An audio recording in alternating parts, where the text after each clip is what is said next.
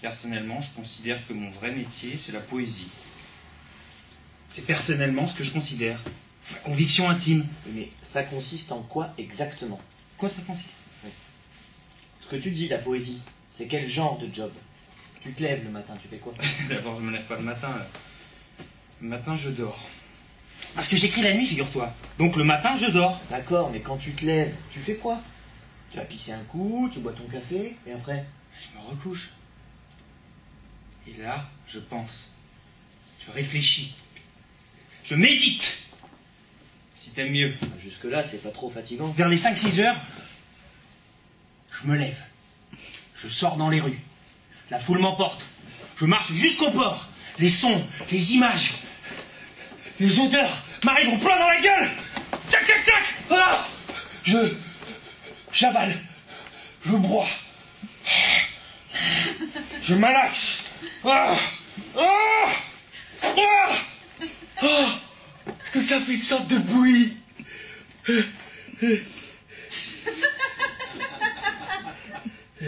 Et que je recrache sur ma feuille de papier la nuit quand j'écris.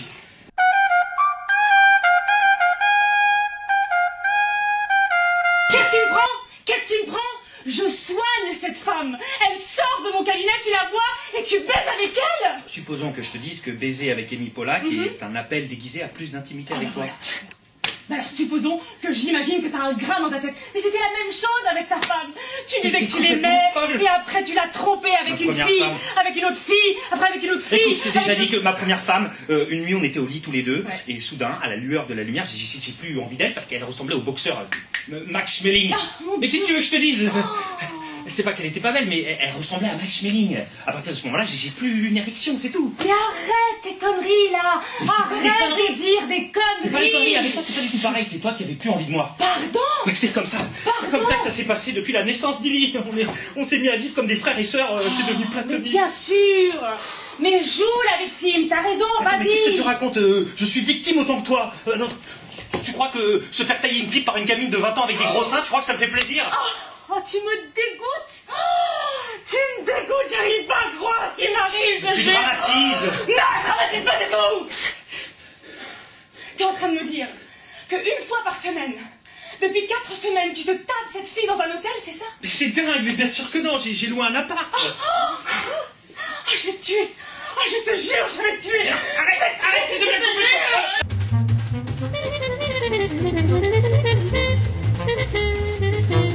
Tu sais ce que j'ai compris? Non. T'es qu'un gamin. T'as pas la moindre idée de ce dont tu parles. Merci. De rien. T'es jamais sorti de Boston? Non. Si je te parlais d'art, tu me sortirais probablement un condensé de tout ce qu'on a écrit là-dessus. Michel-Ange, tu connais tout sur lui. Son œuvre, ses aspirations politiques, lui le pape, ses tendances sexuelles, tu connais tout. Et je parie que t'es pas capable de me décrire l'odeur de la chapelle Sixtine.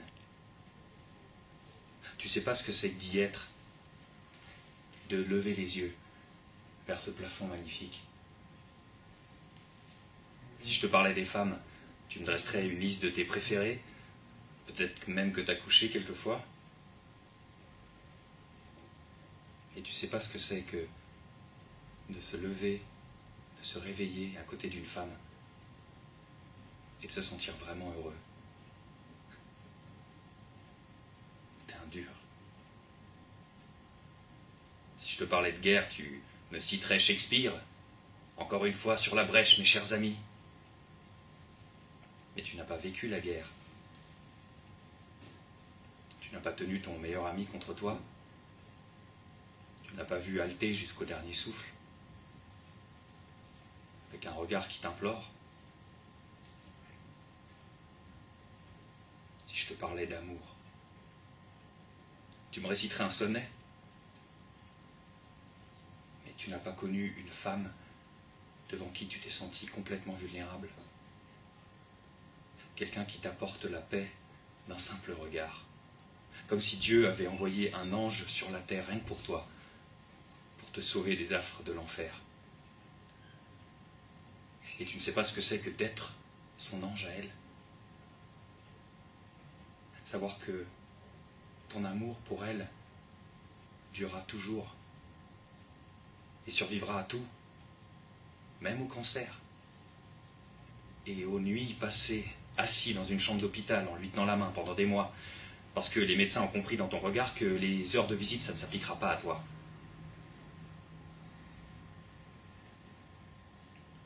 Tu ne sais pas ce que c'est que de perdre quelqu'un. Parce qu'on ne connaît ça que quand on aime quelqu'un plus que soi-même. Et je doute que tu aies osé aimer à ce point.